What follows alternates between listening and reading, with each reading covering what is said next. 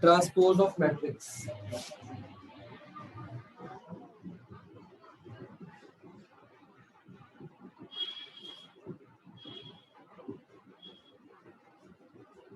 What is ट्रांस करने हिला मत उसको। नहीं है, नहीं नहीं नहीं, ये गिर जाएगा, बहुत जोर से लगेगी तेरे को, बहुत जोर से लगेगी। स्केट्स ऐसे नहीं करते। ट्रांसपोज ऑफ मैट्रिक्स बेसिकली होता क्या है, उसको लिखने का तरीका कैसे है, बहुत ज्यादा इजी टॉपिक है, ज्यादा दिमाग भी नहीं लगाना है इसमें। अगर ये एक ए मैट्रिक्स दिया है, फॉर एग्जांपल E5 √3 1 0 -1/5, पहले तो इसका ऑर्डर बताओगे मेरे को? ऑर्डर आता है आपको?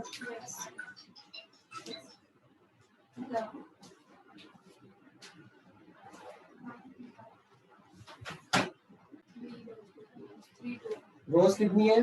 3 इंटू, अब ट्रांसपोज करने का पता क्या, सिंपल सा फॉर्मूला है, रोज बिकम्स कॉलम, कॉलम बिकम रोज, रोज बिकम्स कॉलम। अगर 3 इंटू 2 है तो क्या आएगा आंसर? मतलब कितनी रोज होंगी? तो ऐसे बनाऊं, रोज बिकम्स कॉलम, पहली रो क्या है 3 और 5, ये क्या बन जाएगी? Column. Row become column, row become transpose हो गया। इसकी प्रॉपर्टीज आएंगी ना यूज आगे। ट्रांसपोज का मतलब ये है, नोट करो, प्रॉपर्टीज ऑफ ट्रांसपोज। पहली प्रॉपर्टी, क्या मेरे को बताओ, क्या ए ट्रांसपोज इक्वल टू ए हो सकता है? कभी नहीं हो सकता ना, तो ये तो है ही नहीं। लेकिन अगर मैं एक बार ट्रांसपोज करूं ए का, तो यार इसका ट्रांसपोज क्या ये आ गया, अगर इसका ट्रांसपोज करूं तो वही आ जाएगा। तो मतलब ए ट्रांसपोज का अगर ट्रांसपोज कर दिया जाए तो ए आएगा कि नहीं आएगा? इसका ट्रांसपोज करो, row become column, row become column, हो गया ट्रांसपोज। तो ट्रांसपोज का ट्रांसपोज कर दिया जाए तो वील गेट बैक अगेन ए।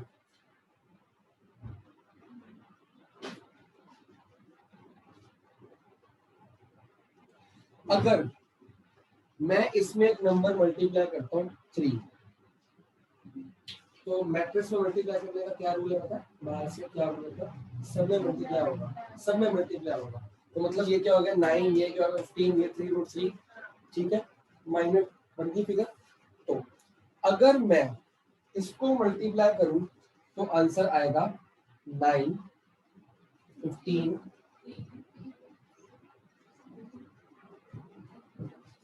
ये आएगा। अच्छा, मैंने क्या किया, किसी कांस्टेंट से ए को मल्टीप्लाई किया। अब मैं इसका करने वाला हूं ट्रांसपोज, इसका के ए का ट्रांसपोज होगा, मतलब उसका ट्रांसपोज, उसका ट्रांसपोज कितना हुआ?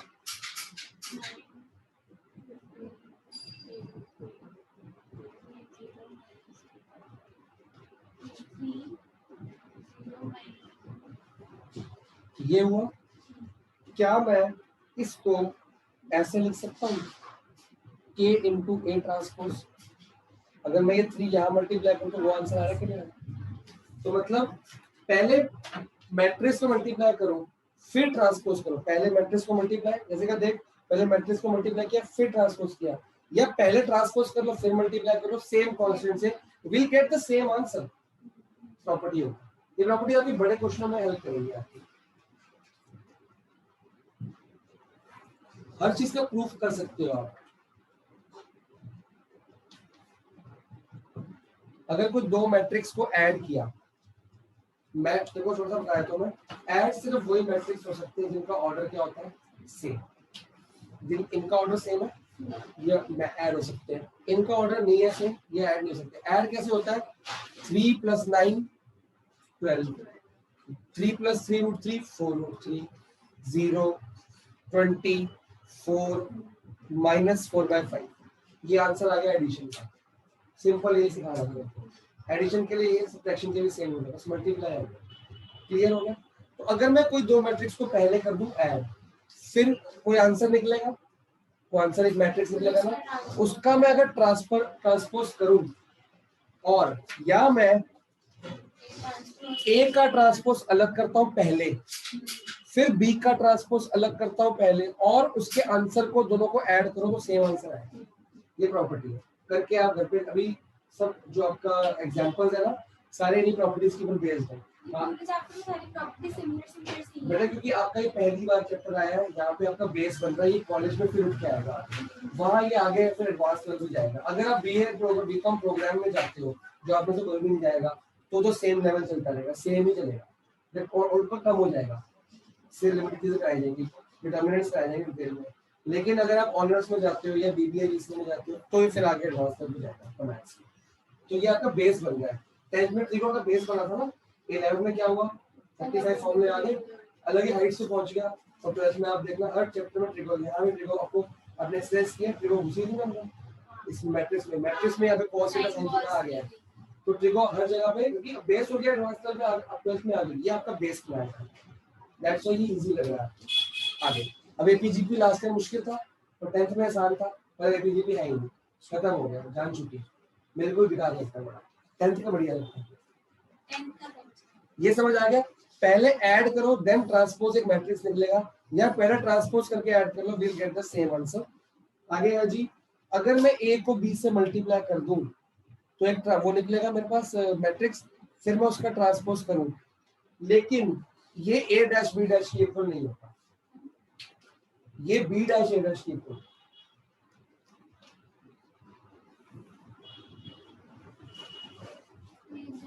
अभी करें, मल्टीप्लाई कर लिया a, हमने पिछले बार पढ़ा था, एक प्रॉपर्टी पढ़ी थी कि a into B is not equal to B into A, मैंने मल्टीप्लाई करके देखा भी था।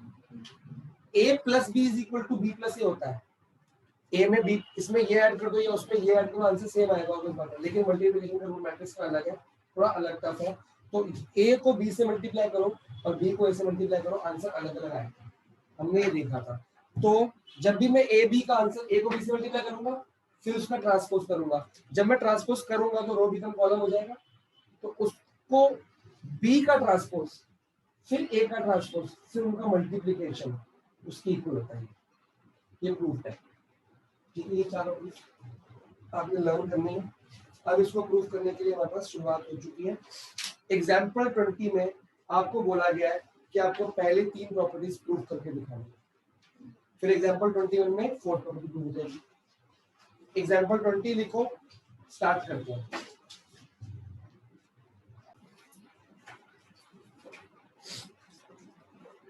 फर्स्ट पार्ट है जी, मेरा पैसे पे लगा बच्चा है, हाँ हाँ, मतलब रिकॉर्डिंग होगी। ए इनवर्स, और सॉरी इनवर्स करो, ए ट्रांसपोज का ट्रांसपोज प्रूफ करना है। ए मैट्रिक्स दिया हुआ आपको ए, तो पहले ए ट्रांसपोज लिख के दिखाएंगे। ए ट्रांसपोज बनाओगे अपने आप, अपने आप बनाओ, मैं बुक कॉपी में लिखूंगा, सॉरी बोर्ड पे लिखूंगा, टैली करना बाद में, क्योंकि मैं रिकॉर्ड भी कर दूंगा मेरे के लिए।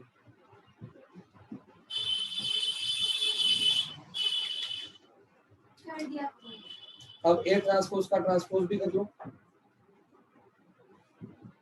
रोज बिकम्स कॉलम, क्या ये इक्वल टू ए आया, तो हेंस प्रूफ, ये आपका फेयर हो गया।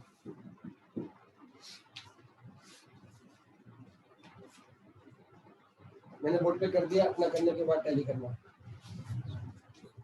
सेकंड प्रॉपर्टी शुरू हो जाओ।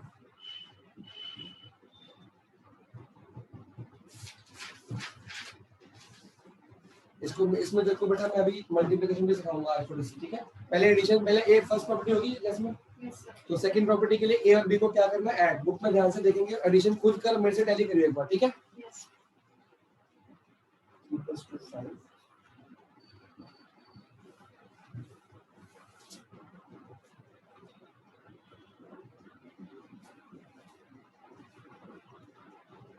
ये आया मेरा एडिशन के बाद करके डिस्प्लेसमेंट टैली करिए।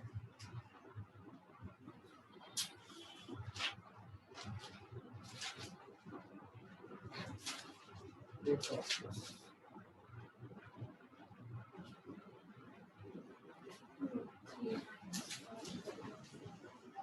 अभी इधर A ट्रांसपोज करेंगे। एक बात याद रखनी है, जब ऑर्डर सेम नहीं होगा एडिशन और सब्ट्रैक्शन पॉसिबल नहीं है, मल्टीप्लिकेशन पॉसिबल है। अगर ऑर्डर अलग अलग हुआ मैं इनको ऐड नहीं कर सकता, बोलूंगा नॉट डिफाइंड, नॉट पॉसिबल। ठीक है, ए ट्रांसपोज मांग रहे हो, ए ट्रांसपोज है 3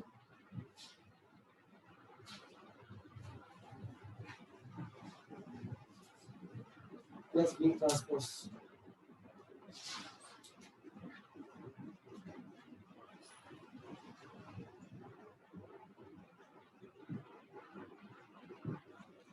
अब इसका तूने ऐड किया, अब इसका ट्रांसपोज भी करेगी। ठीक है, तो क्वेश्चन बता।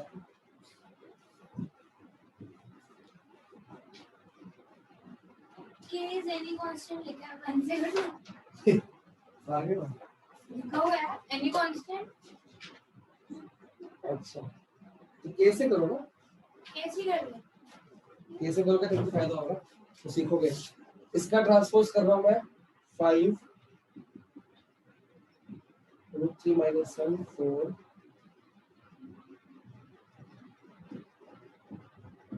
और राइट साइड में जैसे फिर ऐड करियो।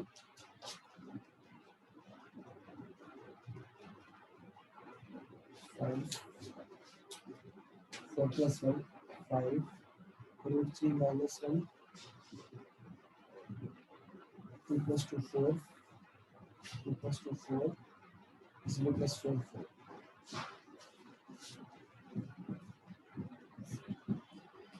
Left hand side is LHS equal to RHS. हो गया प्रूफ? नहीं हुआ? आराम से देख, कोई जल्दी नहीं है।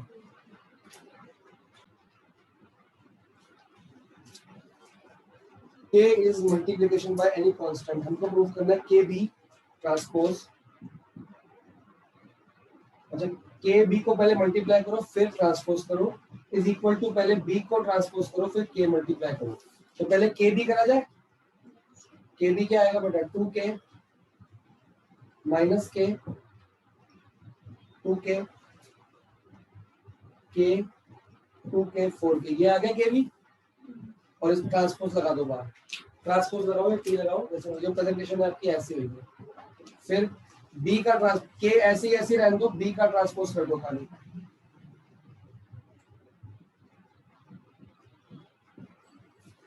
अब इसका ट्रांसपोज करोगे और उसको मल्टीप्लाई करोगे नेक्स्ट स्टेप में, you will get your answer. हाँ, ये अभी ठीक हो गया।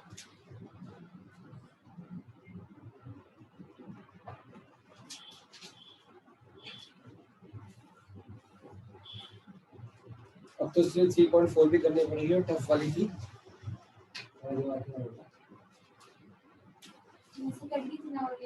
लास्ट टाइम रिड्यूस थी, मैं आपको हर बार बता दूंगा क्या रिड्यूस था, आप खुद बोलोगे सर क्यों कर रहे हैं। मैथ्स में तो बहुत मजा आया था, बहुत अच्छी चीजें जो टफ सारा कुछ। आपको पता है 11th का रिड्यूस हुआ, परम्यूटेशन नहीं, वो पीएमआई रिड्यूस हुआ था, principle of mathematics binomial reduce हुआ था, वो सारा यहाँ पे आ जाएगा। और मेरे को सारा पढ़ना पड़ेगा 11th का बेस। वहाँ कट गया तो यहाँ भी कटना चाहिए था, वो वहाँ कट गया यहाँ पे आएगा, प्रॉब्लम आ गई। ये बात तो सही बात है। मैं तो इस लेवल में हूँ कि आपका सिलेबस रिड्यूस ही होना चाहिए। जब तक कोविड नहीं फिनिश होता सिलेबस रिड्यूस ही रहना चाहिए, क्योंकि एट लास्ट जो चीज रिड्यूस हुई थी ना, वो आपको आगे जाके जेईई में या एंट्रेंसेस में आ जाएगी अपना। आप कोई कोचिंग से लगाओगे वहाँ पढ़ाया जाएगा, सब कुछ आगे पढ़ाया जाएगा, तो यहाँ पे बर्डन नहीं डालना चाहिए, क्योंकि बोर्ड्स का पहले ही बड़ा प्रेशर है। थर्ड पार्ट हो गया, तीन ही पार्ट्स है ना। इसको मल्टीप्लिकेशन सिखाता हूं।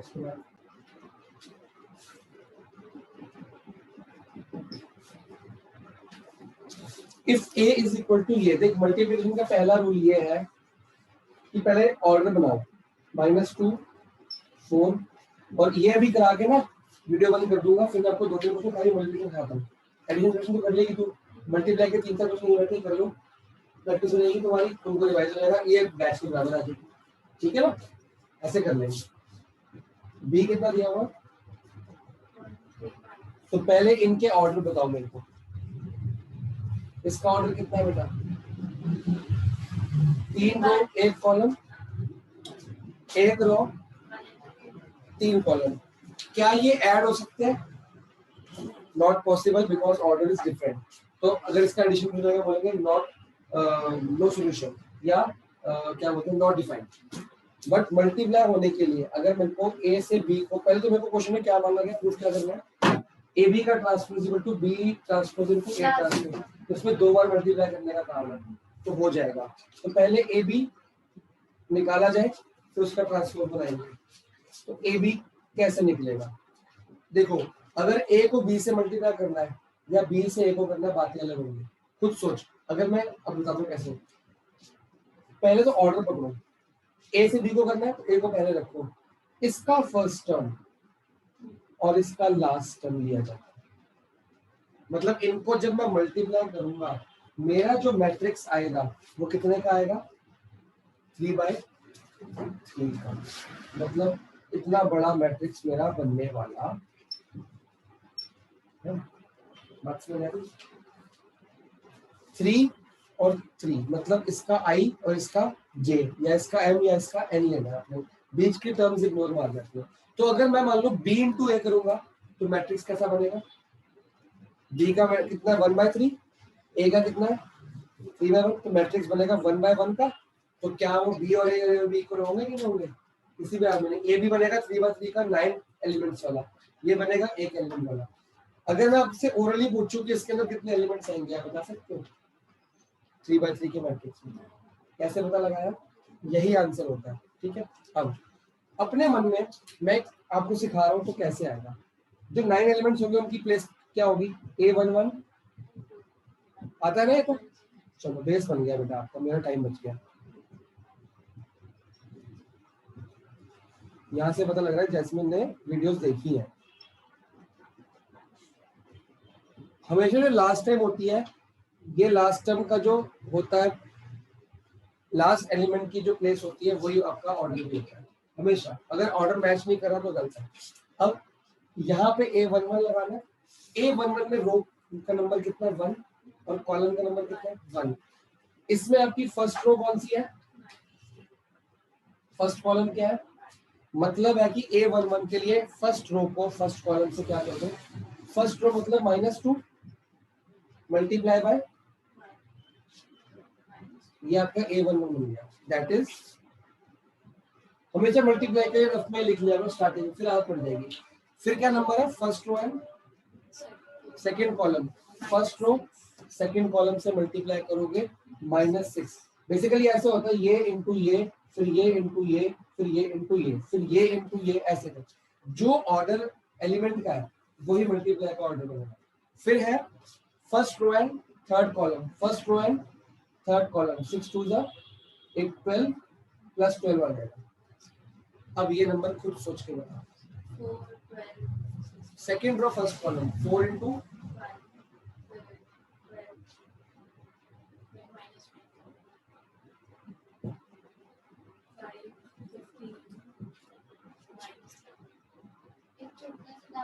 ये तो इजी था। अभी जब आगे बड़े क्वेश्चन कराऊंगा तब देखना। हाँ जी, स्क्वायर मैट्रिक्स आता है तो उसका ट्रांसपोज उसके इक्वल ही होता है ना, जरूरी है। अब इसका है इसका तो ट्रांसपोज इक्वल ही होगा। कैसे, मतलब अभी करेंगे ना, अभी करते हैं। अभी तुम्हारा आधा काम हुआ है, हमको क्वेश्चन में प्रूफ क्या करना है कि ए बी का ट्रांसपोज निकालो, ये बोला ना, करें इसका ट्रांसपोज, क्या आएगा, क्या जैसे का सेम है, ठीक है, जब तक एलिमेंट सेम नहीं है, जब तक एलिमेंट क्या करोगी ना, तो कुछ गड़बड़ लग गया। जब तक एलिमेंट सेम नहीं है जैसिका, ट्रांसपोज कैसे सेम हो जाएगा।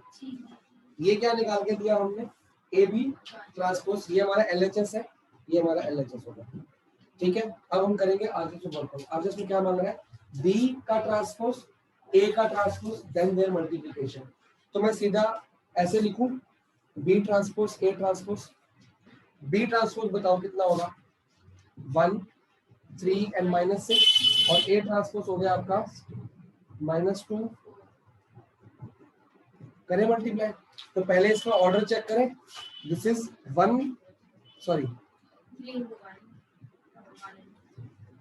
तो ऑर्डर बनने वाला है 3 into 3। तो पहले उतनी स्पेस अप्लाई कर लो। 3 into 3 का ऑर्डर लिखा ही हुआ है, first row and first column.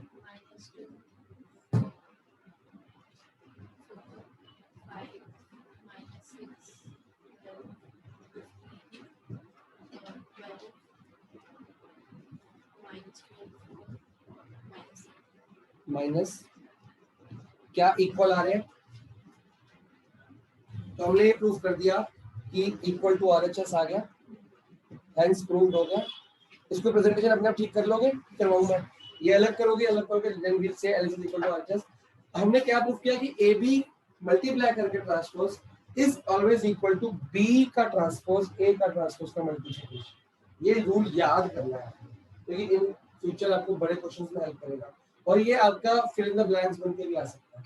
जो हम गड़बड़ कर देते हैं, हमें वो याद आता है कि A plus B का transpose equal to A transpose करते हैं, A ट्रांसपोज उल्टा हो गया, B ट्रांसपोज। इसमें उल्टा चल रहा है, प्रूव हो गया। नोट करो और आपको मल्टीप्लिकेशन सिखाता हूँ, 2 या 3 क्वेश्चन से फटाफट वाले। ठीक है, मैं वीडियो एंड कर देता हूँ।